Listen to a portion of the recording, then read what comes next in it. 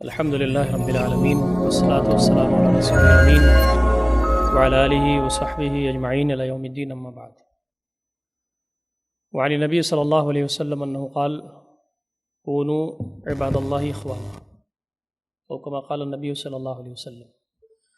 برادرم محی الدین شاکر صاحب، برادرم نہال صاحب، قابل احترام بزرگوں اور دوستوں، یہ جو عنوان یہاں رکھا گیا وہ عملی عنوان ہے. کارکنان مرکز کے اس پروگرام میں کوشش اس بات کی ہوتی ہے کہ ایسے عناوین ہوں جس کا براہ راست ہم سے تعلق ہو، تو تعلقات آپس میں بہتر ہوں. یہ اسی وقت ممکن ہے جب اللہ رب العزت کو خوش کرنے کا جذبہ ہو. یہ جتنا زیادہ ہمارے اندر ہوگا اتنا ہی زیادہ ہم آگے بڑھیں گے. ہم کسی کو معاف کرتے ہیں تو اللہ کے لیے، کسی سے بدلہ نہیں لیتے تو اللہ تعالیٰ کے لیے، کسی کی کوئی چیز ہمیں نامناسب لگتی ہے لیکن ہم اس سے اپنے تعلقات کو قائم رکھتے ہیں اللہ تعالیٰ کے لیے. تو یہ بغیر اللہ رب العزت کو خوش کرنے کے جذبے کے ممکن نہیں ہے. شیطان تو ہمیشہ ہمارے دائیں بائیں چکر لگاتا رہتا ہے کہ کب ہمارے تعلقات خراب کر دے، غلط فہمیاں پھیلا دے اور ہمیں ابھارے کہ ہم کسی سے کم نہیں ہیں. لیکن آدمی ان سارے جذبات پر اسی وقت قابو پا سکتا ہے جب اسے یہ ہمیشہ فکر دامنگیر ہو کہ وہ تمہارے اوپر ہے جو تمہیں دیکھ رہا ہے. نبی اکرم صلی اللہ علیہ وسلم کی وہ مثال کہ آپ اپنے نوکر کو ڈانٹ رہے تھے اور ایک صحابی آپ صلی اللہ علیہ وسلم پہنچ گئے اور آپ نے ان کو یہی یاد دلایا کہ تم اس کے ساتھ جو رویہ اپنا رہے ہو یہ ٹھیک نہیں ہے. اور آدمی یہ سوچے کبھی کبھی کہ جو ہمارا ساتھی، رفیق یا کوئی بھی انسان کسی نامناسب حالات سے گزر رہا ہے، میں وہاں ہوتا تو کیا ہوتا. ایک بہت بڑے حکیم کا کہنا ہے کہ جب تم کسی کے بارے میں فیصلہ کر رہے ہو تو اپنے آپ کو خود وہاں رکھ کر کے فیصلہ کرو. تو یہ وہ ساری چیزیں بہت اچھی ہیں اور اس کی تعلیمات بھی دی گئی ہیں، لیکن سب سے بنیادی بات یہی ہے کہ ہم ہمیشہ چلتے پھرتے جب تک استحضار رب ہمارے پاس نہ ہو، اللہ رب العزت کا استحضار کہ اللہ تعالیٰ ہمیں دیکھ رہا ہے اور اللہ تعالیٰ کو خوش کرنے کا ہم کام کر رہے ہیں، تب تک یہ ممکن نہیں ہے. نبی اکرم صلی اللہ علیہ وسلم کی وہ حدیث بھی محترم شاکر صاحب نے پڑھی ہے، اور تعلقات کی جو بنیاد ہے وہ الحب فی اللہ والبغض فی اللہ ہی ہونی چاہیے. یہ بات ہماری پہلی بات سے یہ بات جڑ جاتی ہے. ہم چونکہ اللہ کو خوش کرنے کا کام کرنا چاہتے ہیں، اس لیے ہماری جو بنیاد ہو تعلقات کی وہ الحب فی اللہ والبغض فی اللہ ہونی چاہیے. من احب للہ وابغض للہ واعطى للہ ومنع للہ واستنکح للہ فقد استکمل الایمان. نبی اکرم صلی اللہ علیہ وسلم نے ایک بڑا واقعہ ارشاد فرمایا ہے. ایک واقعہ آپ نے غالباً بنی اسرائیل کا ہے کہ ایک شخص دوسرے بستی میں جا رہا تھا، تو بستی پہنچنے سے پہلے اللہ رب العزت نے ایک فرشتے کو بھیجا اور کہا کہ اس سے پوچھو یہ کہاں جا رہا ہے.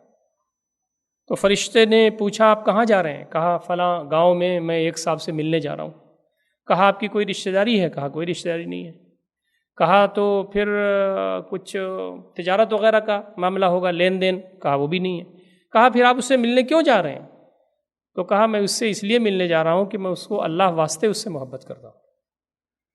دین کی بنیاد پر ہم بھائی بھائی ہیں اور اللہ تعالیٰ کے دین پر چلنے اور اس کو آگے بڑھانے کے لیے ہم ایک دوسرے سے محبت کرتے ہیں. تو فرشتے نے یہ بتا دیا کہ اللہ تعالیٰ نے مجھے بھیجا ہے یہ بتانے کے لیے کہ اللہ تعالیٰ تم سے محبت کرتا ہے. تو یہ بات ہمارے پاس بار بار آتی رہتی ہے، لیکن وہ عملی جامہ کیسے پہنے ایک بہت بڑا سوالیہ نشان ہے ہمارے لیے. دیکھیے یہ بات تذکیر کی نہیں ہے، یہ بات تقریر کی نہیں ہے. تذکیر اور تقریر میں تو باتیں ہمارے اویئرنیس کے لیے، بیداری کے لیے آتی ہیں. یہ چیز خالص عملی ہے. جیسے اب یہ بات آئی کہ آدمی کو سلام کرنا چاہیے. آدمی سلام میں پہل کرے گا تو اس سے تعلقات بہتر ہوں گے. آدمی ایک دوسرے کے دکھ درد میں شریک ہو، ایک دوسرے کے ہاں آنے جانے سے انفرادی ملاقات کی بڑی اہمیت ہے جو ہم سے چھوٹی ہوئی ہے.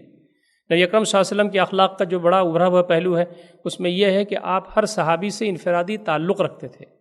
اس کے گھر آنا، اس کے گھر جانا، اس کے بچوں سے تعلق، یہ ساری چیزیں رہتی تھیں. اس کی معاشی پریشانی. تو ہمارا انفرادی تعلق ہمارا بہت کم ہے. ہم لوگ آفس میں آتے ہیں تو وہاں دستخط کرتے ہیں یا ملتے ہیں نماز کے آگے پیچھے، تو السلام علیکم وعلیکم السلام تو الحمدللہ ہوتا ہے، لیکن ہم میں سے بہت کم لوگ ہیں جو ایک دوسرے کے مسائل کو جانتے ہیں، ایک دوسرے کے گھریلو حالات کو جانتے ہیں۔ آدمی کبھی کوئی مدد کر سکتا ہے کسی کی، لیکن ہمیشہ نہیں مدد کر سکتا۔